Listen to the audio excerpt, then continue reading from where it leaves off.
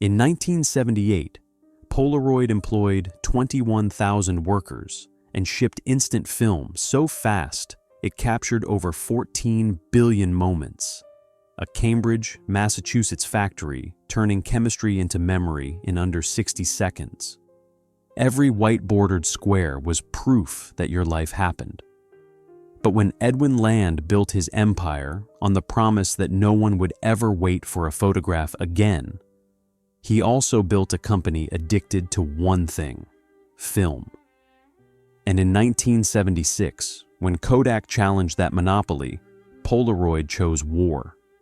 This is the story of how a $1 billion lawsuit won $925 million and still killed the company that invented the future. The man who couldn't accept waiting. Edwin Land was a Harvard dropout who believed impatience wasn't a flaw. It was the engine of progress. In 1943, on vacation in Santa Fe with his 3-year-old daughter Jennifer, Land took her photograph with a conventional camera. She asked the question that would birth an industry: why can't I see it now? For most fathers, this was a child's impatience. For Land, it was a moral failure of technology. He walked the streets of Santa Fe for hours that afternoon, his mind racing through chemistry and optics, constructing what he would later call a complete solution to a problem that didn't yet have a name. Land had already made his fortune young. At 23, he'd perfected polarizing filters for sunglasses and military equipment, founding his Polaroid Corporation in 1937 in a small Cambridge laboratory. By 1943, its military contracts during World War II had turned his company into a minor industrial success, generating roughly $1 million annually in revenue. But Land wasn't satisfied making filters. He wanted to eliminate friction from human experience. What happened in Santa Fe wasn't inspiration. It was obsession taking new shape. Land returned to Cambridge and assembled a team of chemists with a mandate that bordered on insane. Build a camera that develops photographs inside itself in under 60 seconds using chemistry the world had never seen. His engineers thought it impossible. Land didn't care about possible. He cared about inevitable. By 1948, after 5 years of brutal experimentation, Land stood before the Optical Society of America in New York City and demonstrated the Model 95 camera. He took a photograph. 60 seconds later, he peeled apart the film pack and held up a sepia-toned image, still damp with developer. The room went silent. Then it erupted. Land had turned waiting into a relic.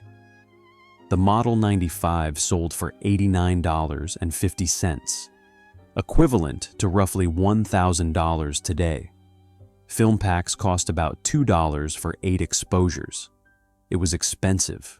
It was imperfect. The images faded. The chemistry sometimes failed. None of that mattered.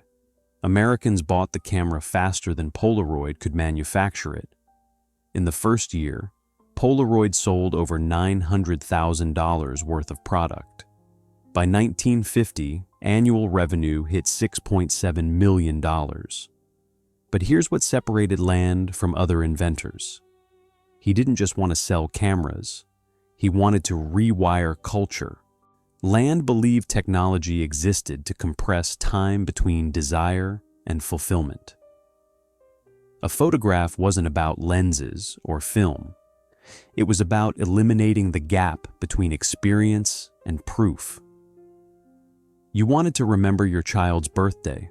Polaroid gave you that memory before the cake was cold.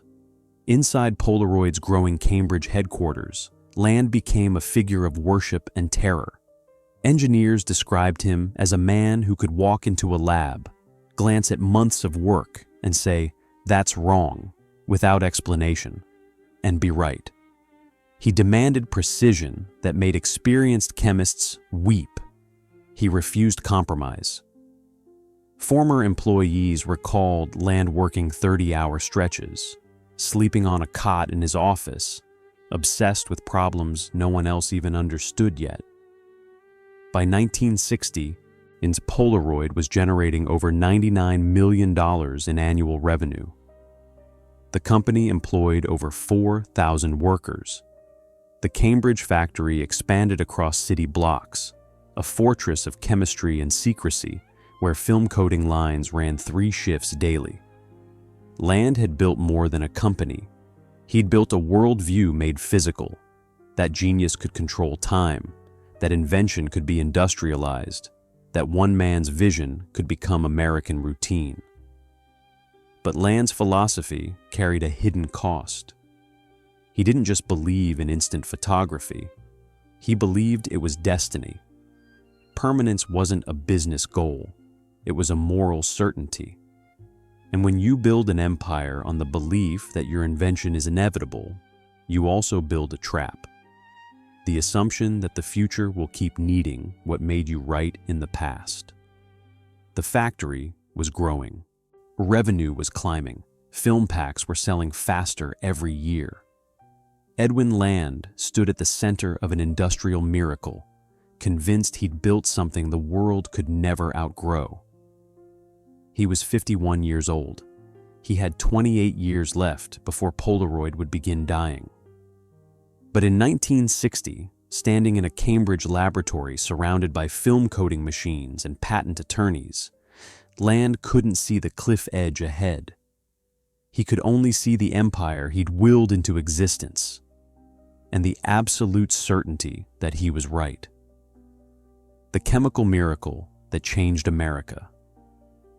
Instant photography wasn't a camera invention. It was a factory invention, built from dyes, timing, pressure, and controlled chaos. What made Polaroid revolutionary had almost nothing to do with lenses. The camera was just a box, and the miracle happened in the film pack, a 9-layer chemical sandwich that had to execute a perfectly timed reaction between your thumb and physics. When you pulled the film through the camera's rollers, you ruptured a pod of reagent that spread between the negative and positive sheets. Developing agents migrated upward. Dyes diffused through gelatin layers. Silver halide crystals locked into place. All of this happened in temperatures ranging from freezing Minnesota winters to Arizona summer heat, and it had to work every single time. Land didn't just invent this process. He obsessed over it like a man possessed. By 1960, Polaroid held over 500 patents, covering everything from film chemistry to roller pressure mechanisms. Competitors couldn't copy Polaroid even if they understood the science, which most didn't. Because every component was locked behind legal walls Land's attorneys defended like sacred text. But patents were only half the fortress. The other half was vertical integration. Polaroid didn't just assemble cameras. They manufactured the film base, coated the emulsion layers, mixed the chemical reagents, built the cameras, designed the packaging, and controlled distribution. Every step happened in-house. Land believed that if you wanted perfection, you couldn't trust anyone else to deliver it. By the late 1960s, Polaroid's Cambridge facility sprawled across 75 acres of manufacturing space, operating around the clock. Inside the film coating rooms, workers described an environment that felt closer to surgery than manufacturing. The air was filtered. Temperature and humidity were controlled to fractions of a degree. Conveyor lines moved sheets of film base through chemical baths in near darkness, coating layers so thin that a single particle of dust could ruin an entire batch. One former chemist recalled Land appearing on the factory floor at 2 a.m, running his finger along a coating roller, then disappearing into his office for 6 hours to recalculate emulsion viscosity. The culture inside Polaroid was secrecy mixed with pride. Workers signed confidentiality agreements that made defense contractors look casual. They weren't allowed to discuss processes outside the building. Some didn't even tell their families exactly what they did. But they also believed they were building something that mattered. This wasn't just a job. It was American innovation made tangible. Chemistry turned into culture. And the economics were beautiful. A camera was a one-time purchase, but film was forever. Polaroid sold the SX70 camera introduced in 1972 for $180, but the company made its real money on film packs that cost roughly $7 for 10 exposures. Profit margins on film ran between 60 and 70%. Every camera sold created an annuity stream: birthdays, holidays, vacations, graduations. Americans were buying cameras, but what they were really buying was an addiction to instant proof. By 1973, Polaroid's annual revenue hit $1.37 billion. The company employed over 14,000 workers, most of them in Massachusetts. Its research and development spending exceeded $100 million annually. Over 7% of revenue poured back into making the chemistry faster, sharper, more reliable. Land wasn't satisfied with success. He wanted perfection, and he believed perfection required endless refinement of what already worked. But here's what nobody inside Polaroid wanted to admit. The company wasn't a technology business anymore. It was a chemical manufacturing operation, pretending to be an innovation lab. The factories, the workforce, the supply chains, the profit margins, everything was optimized for one outcome: coating film and shipping it faster than Americans could shoot it. Innovation had become incremental. Make the colors slightly better. Reduce development time from 60 seconds to 45. Shrink the camera body. These weren't breakthroughs. They were refinements of a formula Land had perfected 25 years earlier. The machinery was spectacular. The chemistry was genuinely miraculous. The profits were intoxicating.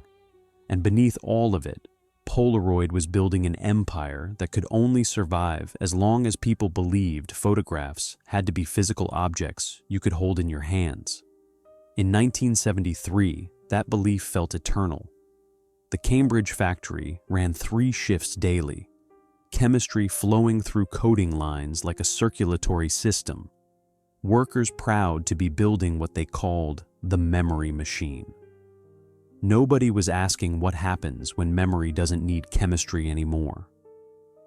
The empire was at full speed. The trap was already set. The white border becomes American proof. By the 1960s, Americans didn't trust a memory until they could hold it in their hands. The white-bordered Polaroid square became something more than a photograph. It became emotional currency. You couldn't prove your daughter's first birthday happened until you taped the Polaroid to the refrigerator. Your summer road trip wasn't real until you spread 12 instant photos across the kitchen table. The geometry of American life reorganized itself around that 3 1/8 inch square with its distinctive frame. Graduations, weddings, Christmas mornings, the day you bought your first car, all of it required a Polaroid to make it permanent. Polaroid understood this psychology and weaponized it brilliantly. The company didn't sell cameras. They sold the compulsion to document everything immediately. A television advertisement from 1977 showed a young couple at their wedding reception. Guests crowding around a Polaroid SX70, watching the image develop in real time. The tagline was simple: "Don't wait for your memories." The subtext was even simpler: if you don't capture it now, it might disappear forever. The business model was ruthlessly elegant. By 1978, Polaroid had sold over 150 million cameras globally since 1948. But cameras were just the gateway. Film packs were the addiction. Americans bought film at grocery stores, gas stations, drug stores, camera shops. A family might own one Polaroid camera, but they'd buy 30 film packs a year. Some households went through 50. The repeat purchase cycle created a revenue stream that made executives giddy. One internal memo from 1976 projected film sales would sustain 30% annual growth through 1985. Market penetration in the United States by the mid-70s reached extraordinary levels. Estimates suggested over 50% of American households owned a Polaroid camera. The company shipped over 13 million film packs monthly at peak production. Employment in Cambridge and other facilities climbed toward 21,000 workers by 1978. Factory shifts ran 24 hours. Shipping docks loaded trucks every 90 minutes. The Cambridge plant alone consumed enough chemicals weekly to fill an Olympic swimming pool. But the white border carried a hidden cost that nobody inside Polaroid's executive suite wanted to acknowledge. That the company had built an industrial empire on the assumption that human behavior was permanent, that people would always want physical photographs, always prefer instant gratification over delayed perfection, always choose tangible proof over digital abstraction. And for 30 years, that assumption held. Polaroid's revenue growth felt infinite. In 1970, annual revenue hit $400 million. By 1978, it exceeded $1.4 billion. Profit margins on film packs remained stratospheric, between 65 and 70%, because the chemistry was proprietary and the customer base was captive. Once you owned a Polaroid camera, you couldn't buy anyone else's film. You were locked in. Retail workers recalled holiday seasons when Polaroid film displays emptied within hours. Thanksgiving week of 1977, some drugstores in suburban Chicago sold out their entire monthly film allocation in 4 days. Store managers learned to hide backup inventory because customers would buy 10 packs at once, stockpiling for Christmas morning when every opened present required instant documentation. Inside the Cambridge factory, workers took pride in what they built. They weren't just coating film, they were manufacturing American memory itself. One chemical engineer who worked the second shift from 1974 to 1982 recalled the factory culture as disciplined obsession. Quality control rejected entire batches if color balance shifted 2%. Land still walked the coating lines randomly, inspecting output, his presence enough to make supervisors nervous. The factory wasn't a workplace. It was a cathedral to precision, and the workers were believers. But empires built on a single product carry a single point of failure. Polaroid's entire future, the jobs, the stock price, the Cambridge economy, the 2 decades of infrastructure investment, all of it depended on one fragile assumption, that film would stay sacred. In 1978, with 21,000 workers clocking in daily and 14 billion moments captured in white-bordered squares, that assumption felt unshakable. Polaroid wasn't just dominant, it was woven into the fabric of how Americans experience joy, nostalgia, and proof of existence. The trap was complete. Revenue was soaring. The factory was immortal. And nobody inside Polaroid's boardroom was asking the question that would determine whether those 21,000 jobs would still exist in 30 years. What happens when people stop needing something physical to believe their memories are real? The empire had been built. Now came the part where it had to evolve or die. Cambridge at full power, the instant city. At its peak, Polaroid wasn't a camera company. It was a 21,000-person industrial organism breathing chemistry into film 24 hours a day. The Cambridge facility in 1978 stretched across 90 acres of Massachusetts real estate, a fortress of concrete and glass where the air itself smelled like developer reagent and machine oil. 3 shifts rotated through the coding rooms, assembly lines, quality control stations, and shipping docks without pause. When the first shift clocked out at 3:30 in the afternoon, the second shift was already at their stations, pulling on latex gloves, adjusting ventilation hoods, checking temperature gauges. By 11 at night, the third shift arrived, and the cycle continued. Polaroid never slept. Inside the film coating division, the process was industrial ballet. Massive rolls of film base, polyester sheets wider than a highway lane, fed through sequential chemical baths in climate-controlled darkness. Each coating layer had to be applied within microns of specification. Too thick, and the image would be muddy. Too thin, and the chemistry would fail to migrate properly during development. Workers monitored viscosity, temperature, humidity, and line speed with the intensity of air traffic controllers. A single mistake could ruin $5,000 worth of material in under 2 minutes. The workers themselves were a cross-section of working-class Massachusetts, Portuguese immigrants from the North End, Irish families from Somerville, Italian households from East Cambridge. They earned between $14 and $22 per hour, depending on seniority and position, with full health benefits, pension contributions, and 2 weeks paid vacation after 1 year. In 1978, that wage bought a 3-bedroom house in the suburbs and sent kids to state college without loans. Polaroid jobs were tickets to middle-class stability, and everyone knew it.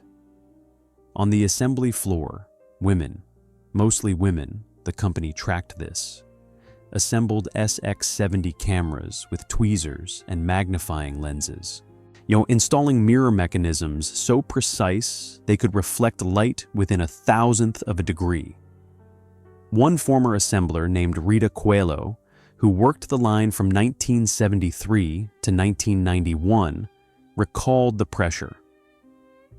You had a quota, 12 cameras per hour, perfect assembly, 0 defects. Miss your number 3 days in a row and your supervisor pulled you aside. Miss it for a week and you were transferred to packaging. The standards were brutal, but the paychecks kept coming. And in an economy where manufacturing jobs were starting to evaporate, Polaroid felt like an anchor. Cambridge itself had reorganized around Polaroid's gravity. The streets near the factory filled with lunch trucks at shift changes, Portuguese bakeries selling sweet bread, delis making Italian subs, and coffee carts doing 200 cups between 2:30 and 3:45 every afternoon. Landlords preferred Polaroid workers as tenants because the paychecks were reliable. Local car dealerships offered Polaroid employee financing with preferential rates. The company wasn't just an employer, it was the economic infrastructure holding together entire neighborhoods. But by the late 1970s, something subtle was shifting inside Polaroid's executive leadership, a psychological rot that nobody wanted to name. The factory had become more than a production facility. It had become proof of Edwin Land's genius made permanent. Executives stopped seeing the Cambridge complex as a tool for manufacturing and started seeing it as a monument. The coding lines, the clean rooms, the quality control protocols. These weren't just business assets. They were validation that Land's vision of vertically integrated perfection was the only way to compete. This belief calcified into corporate dogma. When younger engineers suggested exploring partnerships with electronics manufacturers in Japan, Senior vice presidents dismissed them. When product development teams floated ideas about hybrid cameras that could shoot both instant film and store images electronically, executives killed the projects in early research phases. The reasoning was always the same. Polaroid's competitive advantage was total control over chemistry and manufacturing. Compromise that control and you compromise everything. Land himself, still serving as chairman, though he'd stepped back from daily operations in 1975, reinforced this thinking. In a 1977 interview with Fortune magazine, he said, "The virtue of instant photography is that it gives you something real, a physical object. That's not a limitation. It's the entire point. People don't want abstractions. They want proof." He was 68 years old, still brilliant, still commanding, and absolutely certain that the philosophy that had built Polaroid would sustain it forever. Revenue in 1978 hit $1.43 billion. Net income approached $120 million. The stock price had tripled since 1970. By every metric Wall Street cared about, Polaroid was thriving. Analysts called it one of the most innovative companies in America. Business schools taught case studies on its vertical integration strategy. The factory ran at 97% capacity. Orders were backlogged through the next quarter. But empires built on industrial might carry a dangerous assumption, that scale equals permanence, that if you build something large enough and complex enough, it becomes too big to fail. Polaroid's leadership looked at 90 acres of manufacturing infrastructure, 21,000 employees, and billions of dollars in sunk costs, and saw invincibility. They believed the factory itself was a competitive moat, that no rival could replicate the chemistry, the precision, the decades of institutional knowledge embedded in those coating lines. What they didn't see was that the factory had become a prison. Every dollar invested in film production capacity was a dollar that assumed film would remain relevant. Every worker trained in chemical coating was a worker whose livelihood depended on chemistry staying superior to electronics. Every executive decision that prioritized protecting the existing business was a decision that delayed preparing for the next one. In 1978, the Cambridge factory felt eternal, a cathedral of American manufacturing prowess, testament to what genius and capital could achieve when combined with obsessive precision. The coating lines hummed, the paychecks cleared, the stock climbed, and in boardrooms 6,000 miles away in Tokyo and Osaka, Japanese electronics engineers were building cameras that didn't need chemistry at all. The Kodak challenge. A rival touches the crown. In 1976, Kodak launched an instant camera, and for Polaroid, it felt like someone had broken into the vault. Kodak wasn't just any competitor. They were the establishment, the Rochester, New York giant that had dominated photography for 8 decades, controlled 70% of the American film market, and employed over 100,000 workers worldwide. When Kodak released the EK4 and EK6 instant cameras in April 1976, priced aggressively at $40 and $60 respectively, Polaroid's executive suite erupted in fury that bordered on panic. Edwin Land took it personally. He didn't see Kodak's move as competition. He saw it as theft, as violation, as an attack on everything he'd built. For 30 years, instant photography had been Polaroid's monopoly, protected by patents Land's legal team had constructed like a fortress. Land had invented instant photography from nothing, and had spent decades perfecting chemistry Kodak couldn't begin to understand. Had built an empire on innovation Kodak had ignored until the profits became too large to resist. Now Kodak, bloated, bureaucratic, derivative Kodak, was selling instant cameras using technology that looked suspiciously similar to Polaroid's patented processes. Land's response was immediate and absolute: litigation, not negotiation, not licensing, war.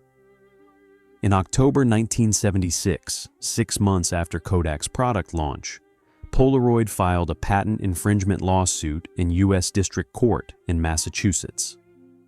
The complaint ran over 100 pages and cited violations of 12 specific Polaroid patents covering film chemistry, camera mechanisms, and development processes. Land personally reviewed every page. His instructions to attorneys were unambiguous: destroy them. Inside Polaroid, the lawsuit became a rallying cry.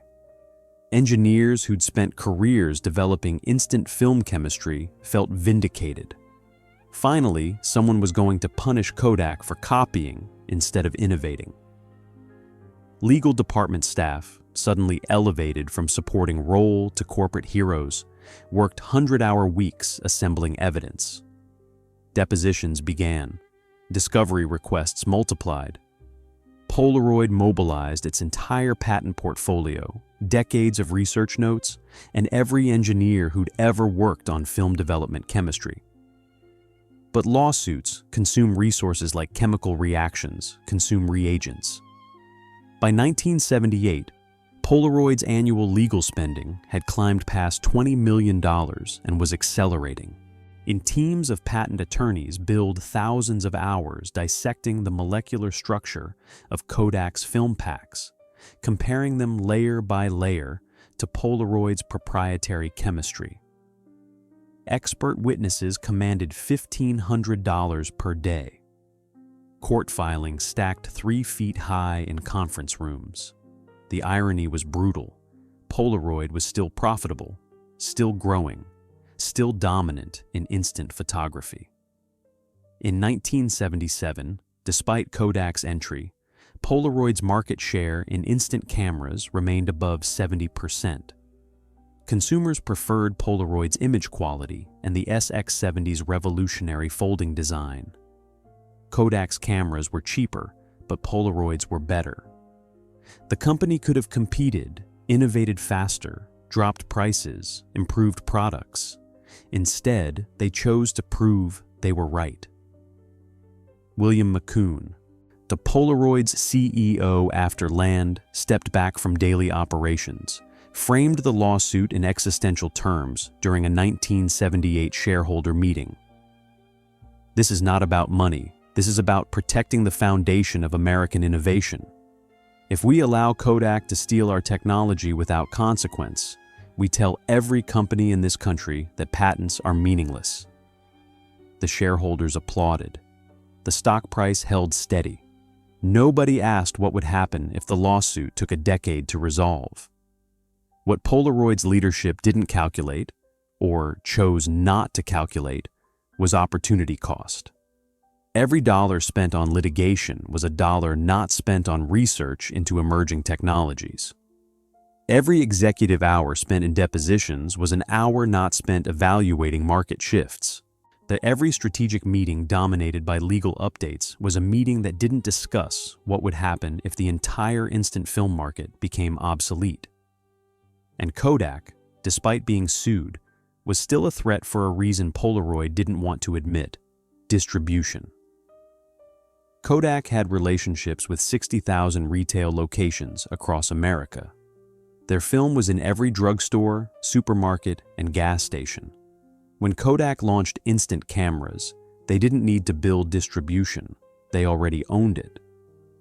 Polaroid had better technology, but Kodak had access. That combination was dangerous, even if the courts eventually ruled in Polaroid's favor.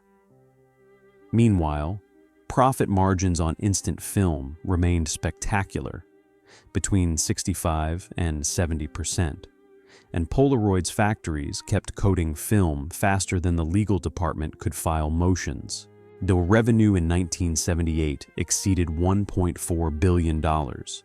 Employment held at 21,000. To Wall Street, to workers, to the city of Cambridge, Polaroid looked invincible. But inside the executive suite, a subtle shift was occurring. The company was reorganizing its identity around being right rather than being adaptive. Polaroid's competitive strategy had become defensive. Protect patents, crush imitators, preserve the existing business model. Innovation was still happening in the labs. Engineers were developing improved film formulations, experimenting with new camera designs, but the strategic priority was clear. Win the lawsuit, prove Kodak stole, make them pay. Nobody in those boardrooms was asking the harder question. What if winning the lawsuit doesn't matter? What if the entire instant film industry is a temporary market that will be disrupted by something Polaroid's patents can't protect against? In 1978, that question felt abstract, almost paranoid. Instant photography was generating billions in revenue. Millions of Americans owned Polaroid cameras. The technology was mature, profitable, and woven into consumer behavior. The factory was running at capacity. The workers were skilled. The chemistry was proprietary. And 6,000 miles away in Tokyo, Sony engineers were developing the Mavica prototype, a camera that captured images on magnetic discs instead of film. No chemistry required, no development time needed. Images that could be displayed on a television screen immediately. A Polaroid had chosen to fight yesterday's enemy, while tomorrow's threat was being assembled in laboratories they didn't even know existed. The lawsuit would take 15 years to resolve. Polaroid would eventually win. And by the time the victory arrived, it wouldn't matter anymore. The warning nobody wanted to hear. While Polaroid obsessed over Kodak's film, Japanese engineers were quietly building cameras that didn't need film at all. In 1975, a Kodak engineer named Stephen Sasson built the first digital camera prototype in a laboratory in Rochester. Ironically, at the same company Polaroid was preparing to sue. The device weighed 8 pounds, captured images at 0.01 megapixels, and required 23 seconds to record a single black and white photograph onto a cassette tape. It was crude, impractical, and represented the future that neither Kodak nor Polaroid wanted to acknowledge. Sasson demonstrated his prototype to Kodak executives. Their response was polite dismissal. One executive asked why anyone would want to look at photographs on a television screen instead of holding them in their hands. Another pointed out that Kodak made billions selling film. Why would they destroy their own profit center? The prototype was shelved. Sasson was reassigned. Kodak decided that digital imaging was a curiosity, not a threat. Polaroid's response to early digital signals was nearly identical. In 1977, a small research group inside Polaroid's Cambridge labs began experimenting with electronic imaging sensors, exploring whether instant cameras could incorporate digital previews before committing to film exposure. The project was called Helios. It had a budget of $300,000 and 4 engineers. By comparison, film chemistry research that same year consumed over $40 million and employed 200 scientists. Peter Wensberg, a Polaroid senior vice president who would later write a memoir about the company's decline, recalled the internal attitude toward digital experimentation. "We treated it like a hobby, something smart people played with in their spare time. The real work was improving SX70 film, reducing development time, perfecting color balance.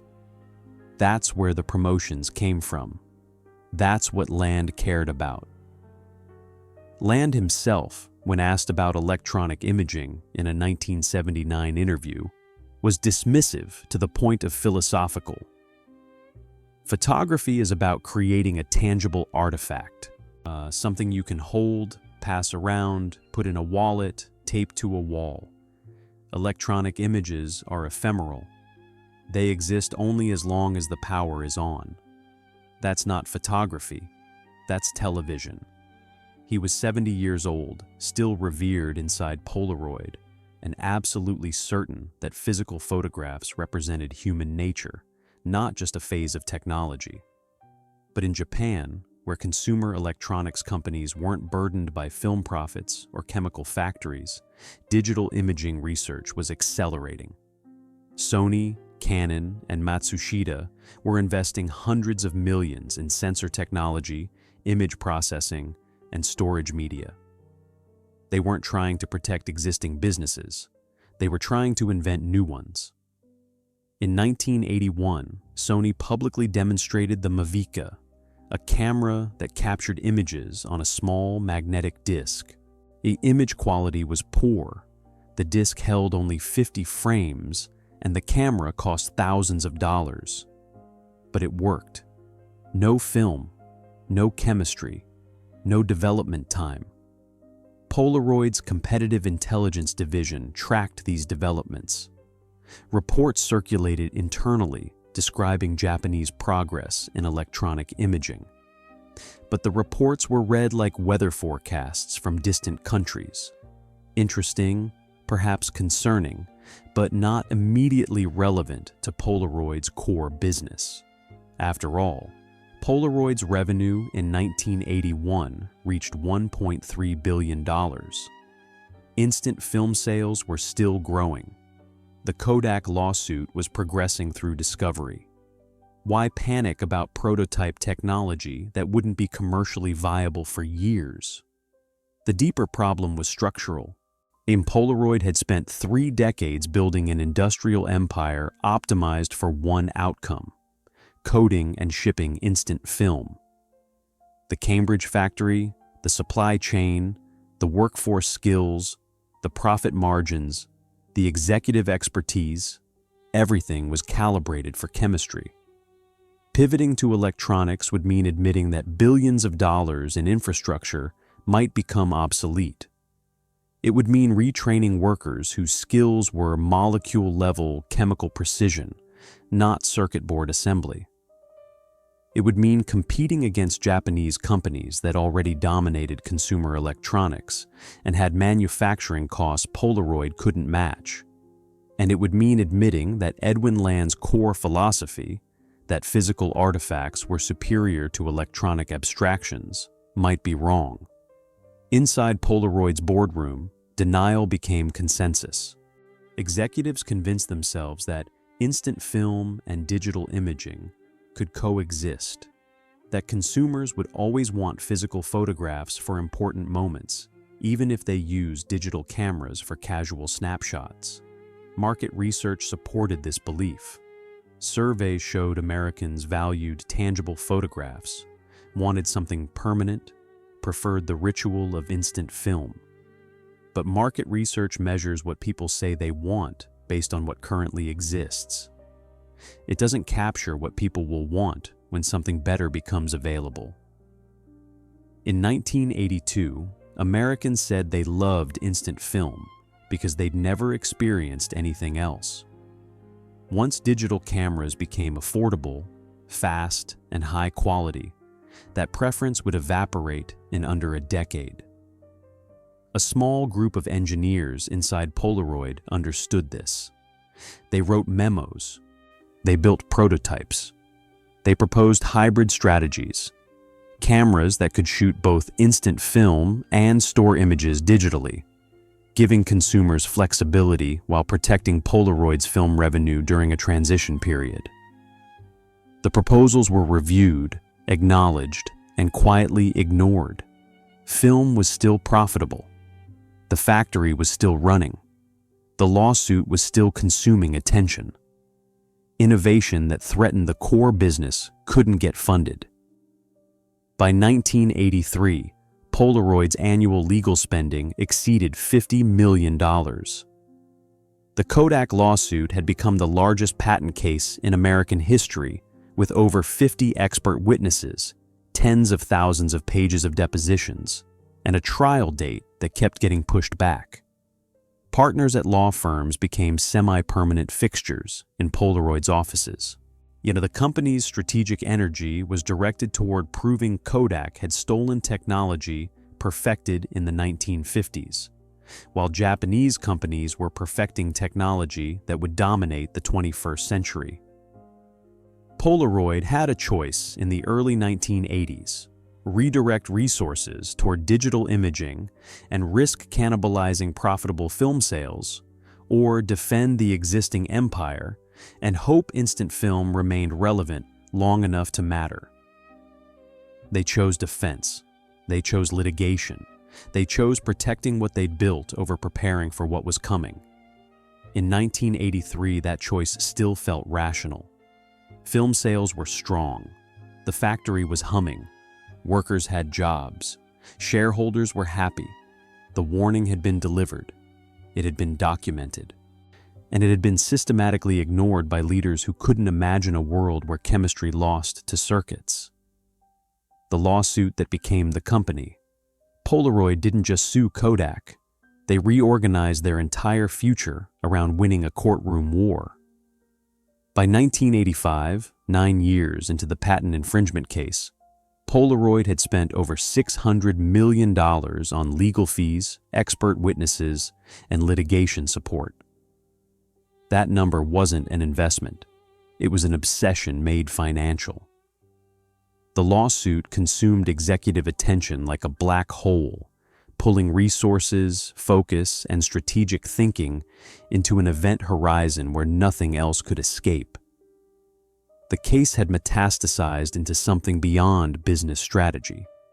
It became identity. Inside Polaroid's headquarters, winning against Kodak meant proving that innovation mattered, that patents protected genius, that American companies couldn't just steal what smaller rivals had invented. Edwin Land, though officially retired in 1982 at age 73, remained emotionally invested. He attended depositions. He reviewed technical exhibits. He wanted Kodak destroyed, not just defeated, wanted them punished for daring to touch what he'd created. The legal team grew to resemble a small corporation within the corporation. Polaroid employed over 70 attorneys directly on the Kodak case, supplemented by 3 major law firms billing hundreds of hours monthly. Conference rooms on the 8th floor of Cambridge headquarters were permanently reserved for litigation meetings. Filing cabinets held over 200,000 pages of discovery documents.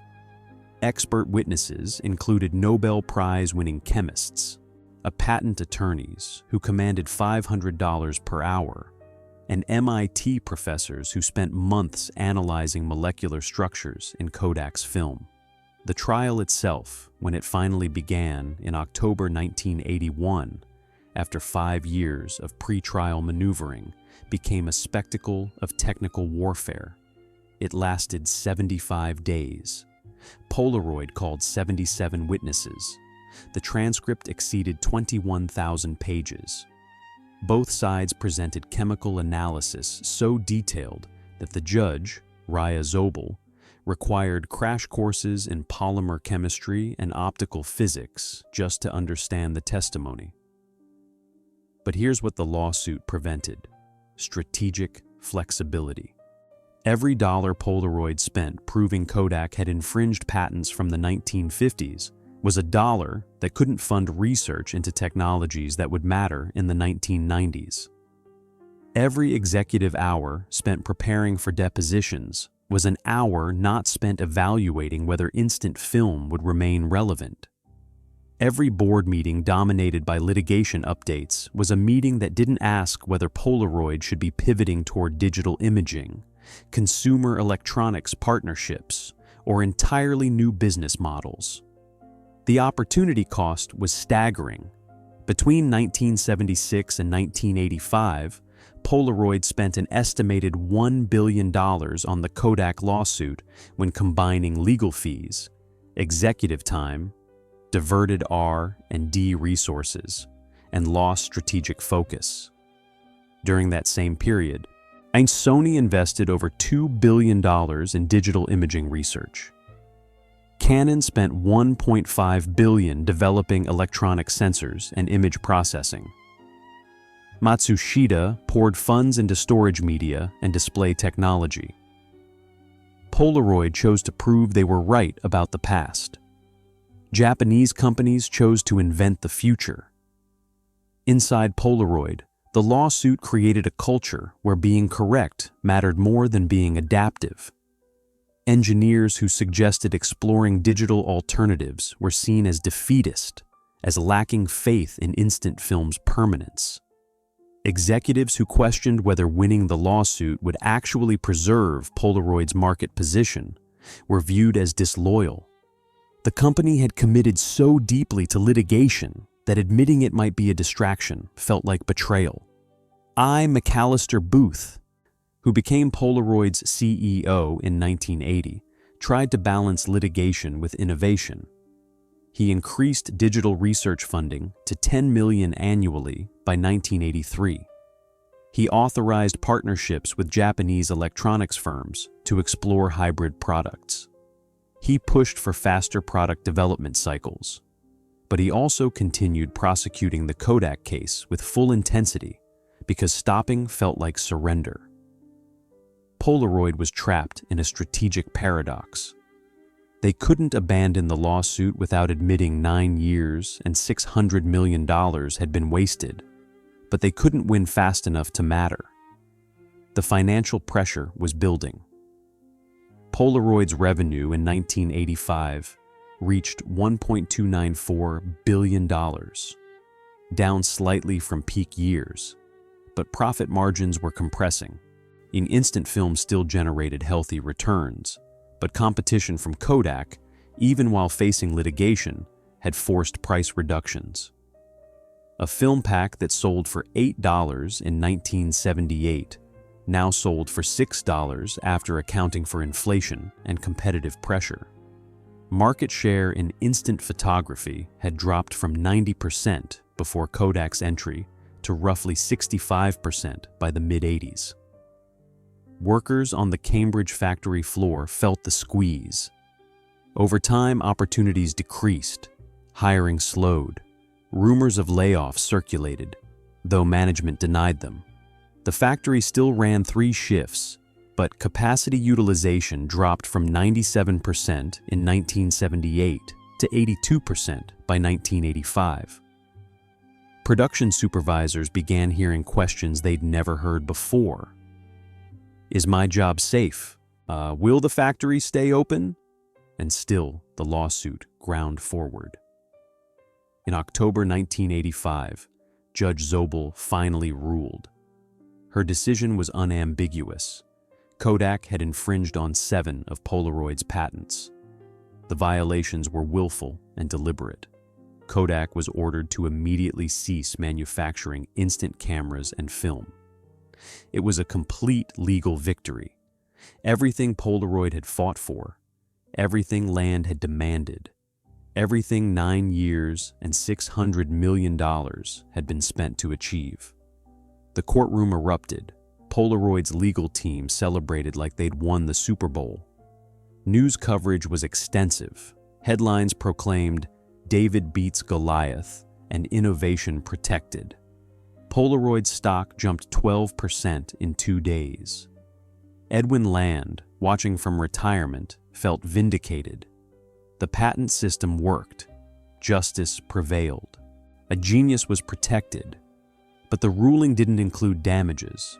That would require another 6 years of litigation to determine. Kodak immediately filed appeals. And most critically, the victory didn't reverse a fundamental market shift. Instant film sales were declining industry-wide, regardless of who manufactured the cameras. Between 1985 and 1990, the total instant photography market in the United States would shrink by 30% as consumers began experimenting with early digital cameras, camcorders, and one-hour photo development that made traditional film almost as fast as instant film used to be. Polaroid had won the battle for instant photography's past. They had successfully proven that Kodak stole technology invented in the 1940s and 50s. They had protected patents that covered chemical processes the market was slowly abandoning. What they hadn't done was build a future that didn't depend on those patents mattering. The lawsuit became a mirror showing Polaroid exactly what it was: a company that valued being right more than being relevant, that chose revenge over reinvention, that believed courtroom victories could substitute for market evolution. They had won, and they were still dying. They just didn't know it yet. Winning the case, losing the century. In the 80s, Polaroid's factories still ran, but the world was quietly learning to live without film. The signs were everywhere if anyone inside Polaroid's executive suite had been willing to look. In 1986, Fuji Photo Film introduced the QuickSnap disposable camera, a cardboard and plastic shell with conventional film inside that cost $8, delivered 27 exposures, and processed prints at any drugstore in under an hour. It wasn't instant, but it was cheap, convenient, and produced higher quality images than Polaroid film. Americans bought millions of them. That same year, Canon released the RC701, a digital camera that transmitted images over telephone lines for newspapers and wire services. It cost $20,000 and journalists loved it. No film, no darkroom, no waiting. The technology was primitive and expensive, but the direction was clear. Professional photography was moving toward electronics, and in living rooms across America, families were discovering camcorders. Sony's Handycam, introduced in 1985 at $999, let parents record their children's birthdays on videotape with sound and motion. Everything Polaroid offered, plus dimension and audio. By 1988, camcorder sales in the United States exceeded 2 million units annually. People still wanted to capture memories, but they were choosing technologies that gave them more than a 3-inch white-bordered square. Polaroid's revenue reflected the shift. In 1987, annual sales dropped to $1.305 billion, barely above 1980 levels, despite 7 years of inflation. More concerning was the trajectory. Film pack sales, the annuity stream that had sustained the company for decades, declined 4% in 1987, then another 6% in 1988. Profit margins compressed as Polaroid cut film prices to compete with disposable cameras and one-hour photo labs. The Cambridge factory responded the only way industrial systems can, by contracting. In 1988, Polaroid announced the first major layoffs in company history: 1,300 workers, roughly 6% of the workforce. The cuts came from manufacturing divisions: film coating, camera assembly, quality control. Workers who'd spent 20 years perfecting chemical precision were handed severance packages and told the company was restructuring for efficiency. Rita Coelho, the camera assembler who'd worked the line since 1973, was among those laid off. She recalled the final day with precision that matched her work. They called us into the cafeteria at 2 p.m. Management said the industry was changing, that Polaroid needed to be leaner. They gave us 8 weeks severance, 4 weeks for every 5 years worked, and access to retraining programs. I was 41 years old. I'd assembled cameras for 15 years. What was I supposed to retrain for? The only other factory work in Cambridge was biotech, and they wanted college degrees. For workers like Coelho, the layoffs weren't market forces, they were betrayal. Polaroid had promised stability, had built a culture around precision and pride, had created identities tied to manufacturing excellence. Now, those identities were obsolete, not because the workers failed, but because the product they perfected so beautifully was slowly becoming irrelevant. Management tried to project confidence. Booth, still CEO, told shareholders in the 1988 annual meeting that Polaroid was adapting to market conditions and investing in next-generation imaging technologies. The company had finally increased digital research funding to $30 million annually, a meaningful number, but still dwarfed by the $120 million Polaroid continued spending on instant film R&D. The message was clear. Digital was a hedge, not the future. Internally, engineers were less optimistic. A product development meeting memo from February 1989, later disclosed during bankruptcy proceedings, captured the anxiety. We have excellent digital prototypes. We understand sensor technology.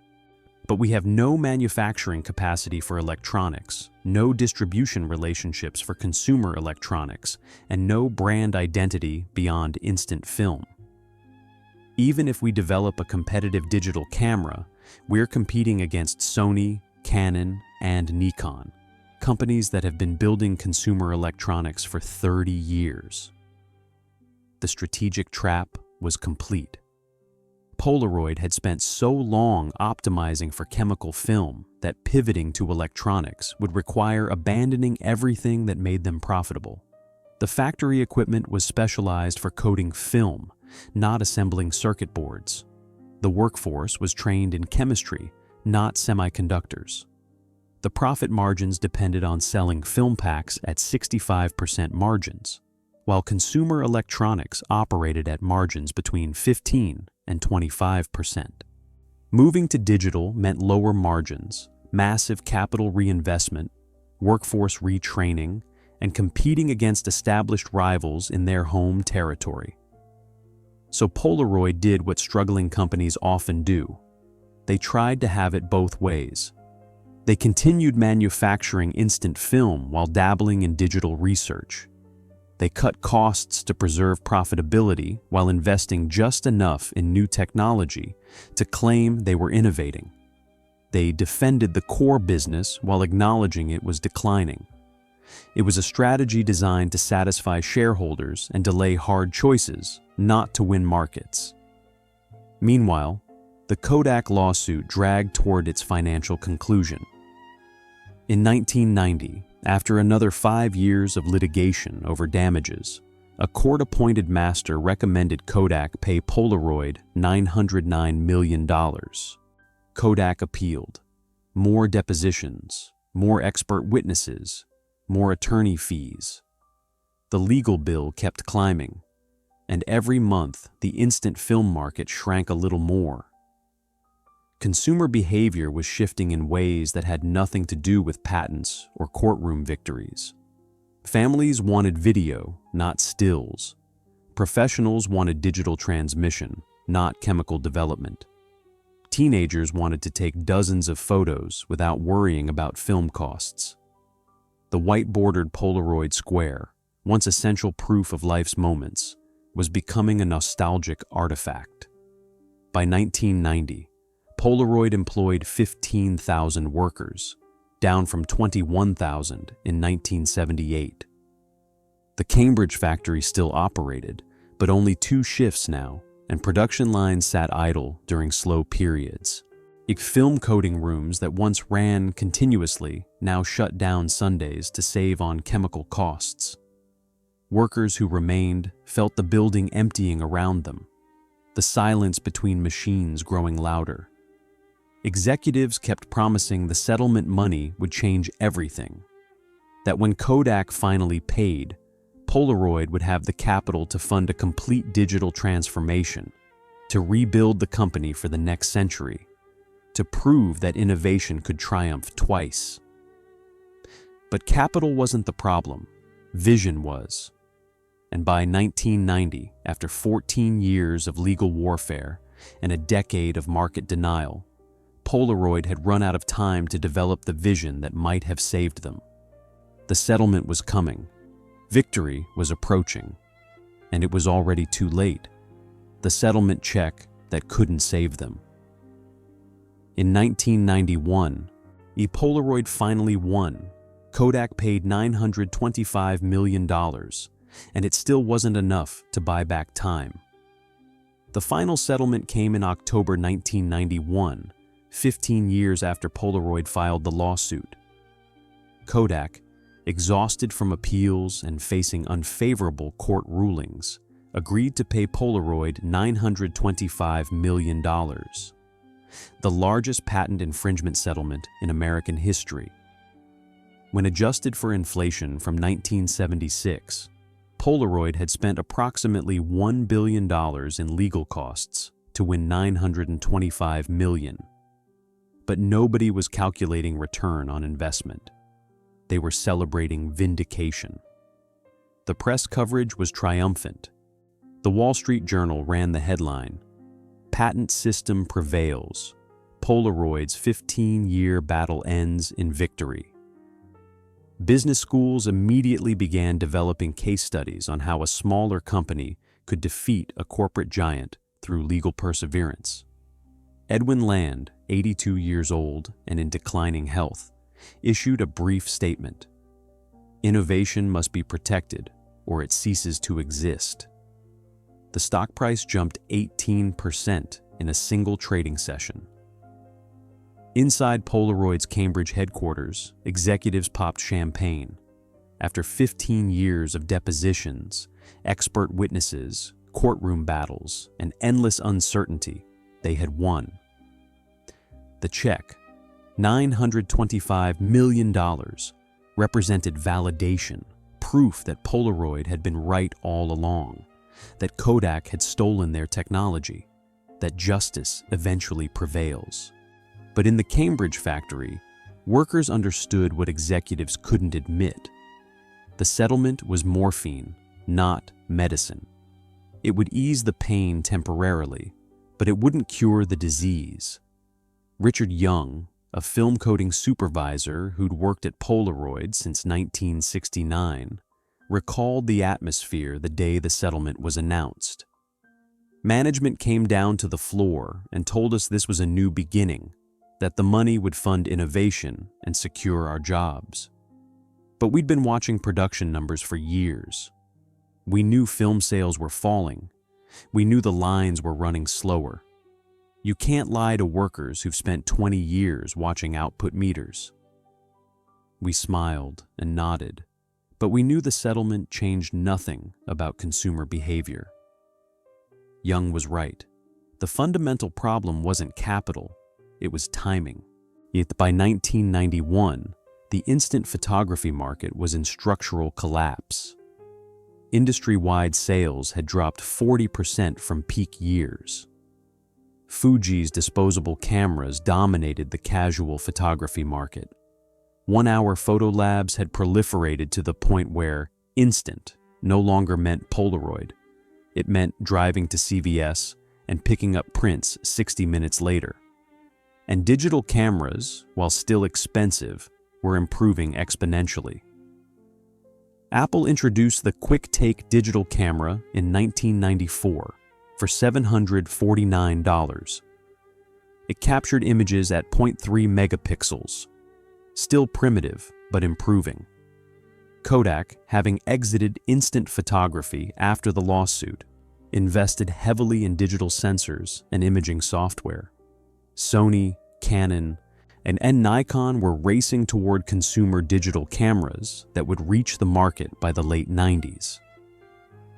The photography industry's future was being built in semiconductor fabs and software labs, not chemical coating rooms. Polaroid attempted a digital pivot with the settlement money, but the effort felt desperate rather than strategic. In 1996, they released the PDC-2000, a digital camera priced at $2,995 that captured images at 1.6 megapixels. It was expensive, clunky, and arrived late to a market already crowded with better options from Sony and Kodak.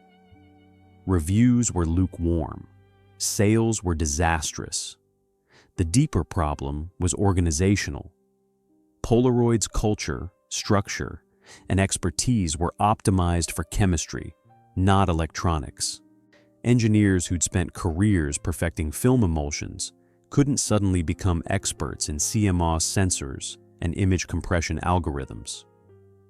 The factory infrastructure, coating lines, chemical storage, quality control equipment, was irrelevant for digital camera assembly. Distribution relationships were built around selling film packs to drugstores, not consumer electronics to Best Buy. Polaroid tried to compete in digital while still defending the film business. They released new instant cameras in the mid-90s, the Captiva in 1993, the iZone in 1999. The products found niche audiences, but the core market was evaporating. Between 1991 and 2000, instant film sales declined an average of 12% annually. Profit margins collapsed as Polaroid cut prices to slow the bleeding. The settlement money, that $925 million that was supposed to transform everything, disappeared like water poured onto sand. Some went to shareholder dividends. Some funded the failed digital camera ventures. Some paid down debt accumulated during the lean years of the late 80s. By 1998, 7 years after receiving the largest patent settlement in history, Polaroid's financial position was worse than before the check arrived. Employment continued falling. By 2000, Polaroid employed fewer than 8,000 workers globally, down from 21,000 in 1978. The Cambridge factory operated at 30% capacity. Entire wings of the complex sat empty, coating lines mothballed, equipment gathering dust. Workers who remained lived in constant anxiety, knowing every quarterly earnings report might announce more cuts. Gary DiCamillo became CEO in 1995 and tried everything: reorganizations, partnerships, cost-cutting, product launches. Nothing worked. The problem wasn't execution, it was physics. Polaroid was an industrial company optimized for making physical objects that the world no longer needed in the same quantities. Digital photography wasn't just different technology, it was a different economic model. Digital cameras were one-time purchases with no recurring film revenue. Margins were lower. Competition was global and brutal. In October 2001, exactly 10 years after receiving the Kodak settlement, Polaroid filed for Chapter 11 bankruptcy protection. The announcement shocked no one who'd been paying attention. The company listed assets of $1.8 billion against liabilities of $950 million. The math suggested salvageability, but the trajectory was terminal. The bankruptcy wasn't dramatic. No single catastrophic decision, no scandal, no fraud. It was entropy, a company built for one era, unable to transform fast enough for the next. A workforce trained in chemistry, rendered obsolete by semiconductors. A factory designed to coat film with nowhere to send the output. Edwin Land died in March 1991, 7 months before the Kodak settlement arrived. He was 81 years old. He never saw the bankruptcy, never witnessed the final unraveling. Perhaps that was mercy. The man who'd built an empire by eliminating waiting didn't have to watch his creation die slowly over a decade. The settlement Polaroid fought 15 years to win had arrived too late to matter. Not because the amount was insufficient, but because by 1991, no amount of money could resurrect a business model the world had already moved beyond. They won the case. They got the check. And the victory couldn't save them from a future they'd spent 15 years refusing to prepare for. The silent factory. By 2008, The Cambridge factory that once produced America's memories went quiet, and thousands of lives lost their anchor overnight. The final closure happened in phases, like a body shutting down organ by organ. First came the February 2008 announcement. Polaroid would cease all instant film production immediately. Then the April layoffs, 800 workers, most of them in manufacturing. By June, now the coating lines stopped moving. Chemical storage tanks were drained. Quality control labs went dark. The building that had run 3 shifts daily for 50 years fell silent. For workers, the closure wasn't just unemployment, it was identity death. Rita Coelho, who'd survived the 1988 layoffs and been rehired during a brief late 90s uptick, was 59 years old when the final shutdown came. She'd spent 33 years assembling cameras and coating film with micrometer precision. Her severance package was 12 weeks' pay and extended health insurance through December. No pension. Polaroid's bankruptcy had terminated those obligations years earlier. "They gave us 2 weeks' notice," Coelho recalled. 2 weeks to close out 3 decades. I walked the coating room one last time on my final Friday. The machines were spotless, perfectly maintained, ready to run forever. They just had nowhere to send the film anymore. It felt like burying someone who wasn't sick. The economic impact rippled through Cambridge like a stone through water. The lunch trucks that had lined Commerce Road for 40 years stopped coming. Portuguese bakeries lost their morning rush. The credit union that served Polaroid employees closed its Cambridge branch. Landlords who'd preferred Polaroid workers as tenants suddenly faced vacancies. The company had been more than an employer. It had been municipal infrastructure. Former workers scattered into an economy that didn't know what to do with their skills. Chemical coating expertise was useless in a world moving toward software and biotechnology. Some found work in the growing Boston biotech sector, though usually at lower wages and without the seniority they'd built at Polaroid. Others retrained for healthcare, retail, service jobs. Many, especially those over 50, simply left the workforce entirely, retiring early on Social Security that couldn't replace what Polaroid wages had provided. The Cambridge facility itself became a ghost. The 90-acre complex that once employed 21,000 workers sat empty, windows dark, parking lots cracked and weedy. For years, the building remained unsold, too specialized for conventional manufacturing, too contaminated with chemical residue for easy conversion, too large for most buyers to imagine repurposing. In 2013, developers finally purchased the property and began demolition. Workers who'd spent careers inside those walls came to watch the wrecking balls. Some brought their children, wanting them to see where their parents had worked, where family stability had been earned through precision and pride. Former coating room supervisor Richard Young stood at the fence line as the south wing came down, dust rising in clouds. "That building held 30 years of my life," he said. "Every mortgage payment, every car, my kids' college tuition, all of it came from chemistry nobody needs anymore." The human cost of Polaroid's collapse wasn't measured in stock prices or bankruptcy filings. It was measured in lives that had organized themselves around industrial permanence, only to discover that permanence was temporary. Workers hadn't failed. Their skills hadn't diminished. They'd simply been optimized for a world that stopped existing.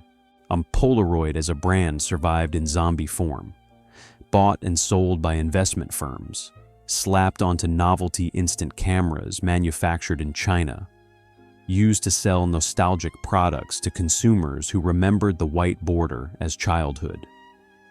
but Polaroid as an industrial enterprise, as an employer, as the economic engine of Cambridge, died in 2008 when the coding lines went silent. The factory had been built to turn chemistry into memory.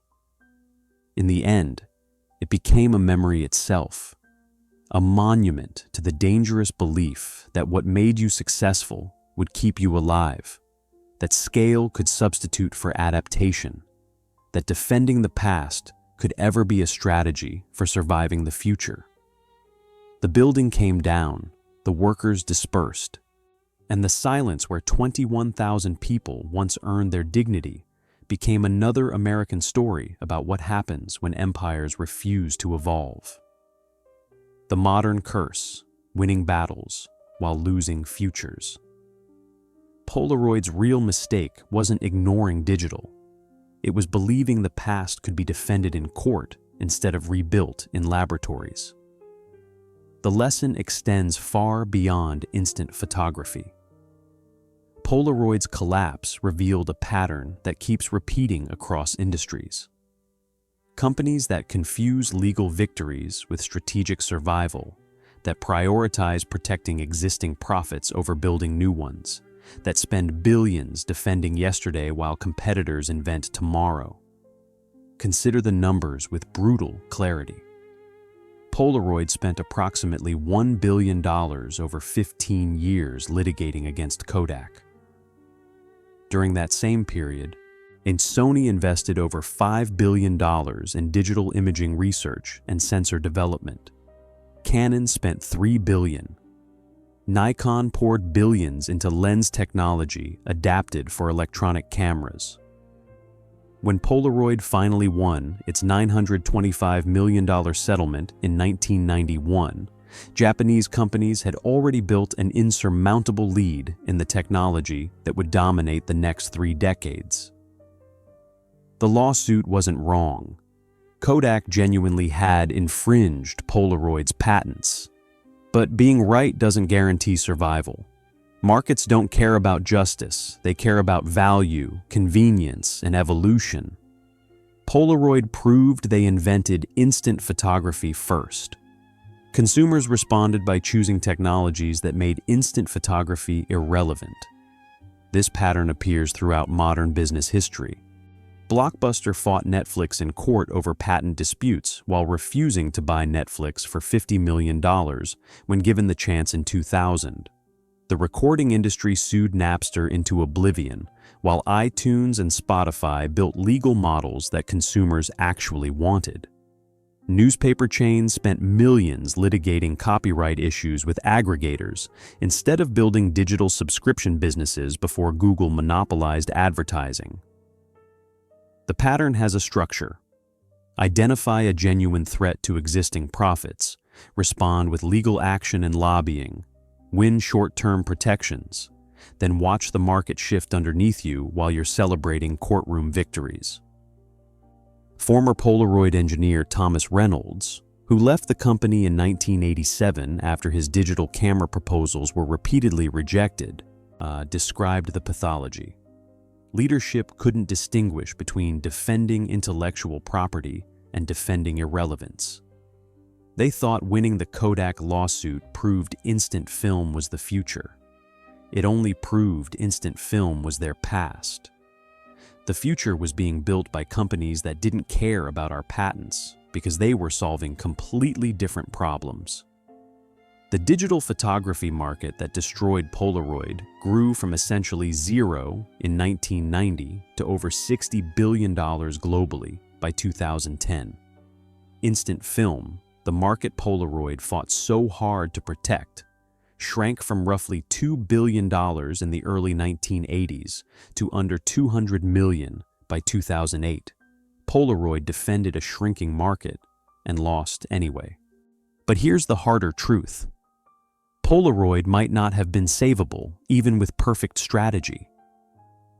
Sometimes technological shifts destroy entire categories, regardless of how incumbents respond. Chemical film photography employed hundreds of thousands of workers globally. chemists, coding specialists, factory workers, retail developers.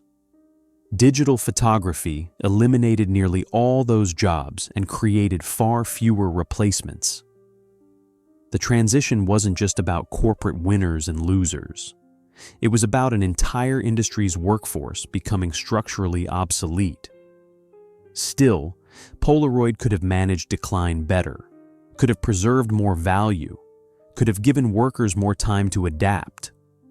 Instead, they spent 15 years and $1 billion fighting a lawsuit that distracted from every strategic choice that might have mattered. The question facing every modern company is the same one Polaroid failed to answer. When your core business faces existential threat, do you spend resources defending what made you successful or building what might keep you alive? Litigation and lobbying can buy time. They can protect margins temporarily. They can punish competitors who break rules, but they cannot stop technological evolution, cannot reverse consumer preference shifts, cannot turn dying markets into growth opportunities. Polaroid won the largest patent settlement in American history and still filed for bankruptcy a decade later. The courtroom victory proved they were right about 1950. It couldn't save them from 2000. That's the curse. Companies keep choosing validation over transformation, pride over adaptation, legal vindication over market survival. They win battles while losing wars. They prove their genius while becoming irrelevant. Polaroid wasn't the first. It won't be the last. The white border ghost. Polaroid promised Americans they'd never have to wait for a memory. And then it died, waiting for the world to stay the same. Edwin Land's entire philosophy rested on a single conviction: that technology exists to eliminate friction between desire and fulfillment. When his daughter asked why she couldn't see a photograph immediately, Land didn't hear impatience. He heard a market failure that genius could solve. And for 30 years, he was right. Instant photography removed waiting from memory making, turned chemistry into consumer magic, built an empire on the promise that proof of your life could arrive before the moment finished cooling. But Land made a fatal error embedded in his brilliance. He assumed the friction he eliminated was permanent human need rather than temporary technological limitation. He believed people wanted physical photographs because humans craved tangible proof. He didn't consider that people wanted physical photographs only because nothing better existed yet. When digital cameras arrived, they eliminated different friction: the cost of film, the anxiety of limited exposures, the inability to preview images before committing to development. Consumers didn't abandon instant photography because they stopped loving memories. They abandoned it because better tools emerged for creating, storing, and sharing them. Land died in 1991, 7 months before the Kodak settlement arrived, spared from witnessing the final collapse. He spent his last years in isolation, bitter that Polaroid's board had forced him into retirement in 1982, convinced the company had lost its way by focusing on profits instead of pure innovation. He was partially right, but not in the way he imagined. Polaroid didn't fail from too much commercialism. It failed from too much loyalty to Land's original vision, too much reverence for chemical film, too much belief that the past could be defended into permanence. The white-bordered square he invented became a symbol of an entire era, the post-war American conviction that manufacturing prowess could solve any problem, that vertical integration guaranteed competitive advantage, that scale created invincibility. For 3 decades, those assumptions held. Polaroid employed 21,000 workers, generated billions in revenue, and captured 14 billion moments in white-bordered proof. Then the world shifted. not because Americans stopped wanting memories, but because memory itself evolved beyond chemistry. Digital cameras, smartphones, cloud storage, social media. Each innovation made the physical photograph less essential until it became nostalgic artifact rather than necessity. Today, Polaroid exists as brand licensing. Chinese-manufactured novelty cameras sold to teenagers who think instant film is retro rather than revolutionary, who've never known a world where photographs required waiting, chemistry, or physical development. The irony is complete. The company that eliminated waiting died because it waited too long to evolve. Was Polaroid's tragedy inevitable? Perhaps. Technological disruption destroys categories regardless of incumbent response. Chemical film photography was always temporary, a bridge technology between paintings and pixels, destined for obsolescence once electronics matured. But the scale of Polaroid's collapse, the speed, the completeness, the human cost, those were choices. Choices to spend $1 billion on litigation instead of digital research. Choices to protect film margins instead of building electronics expertise. Choices to defend the empire instead of preparing workers for its end. Choices made by executives who confuse being right about the past with being prepared for the future. The Cambridge factory is gone now, demolished, replaced by biotech labs and startup offices where young engineers build companies that will probably face their own Polaroid moments in 30 years. The coding lines were scrapped, the workers scattered. The chemistry that seemed so miraculous in 1948 became industrial waste by 2008. But the white border haunts photography still, a ghost of an era when memories needed chemistry to feel real, when waiting was the enemy genius could defeat, when one man's obsession with eliminating friction built an empire that couldn't survive friction's evolution. Edwin Land believed he'd built something permanent. He built something perfect for its moment. And the tragedy is that he couldn't see the difference, couldn't accept that moments end, that perfection becomes obsolete, that the future doesn't care how brilliant your past was. The instant is forever. The company that invented it is gone.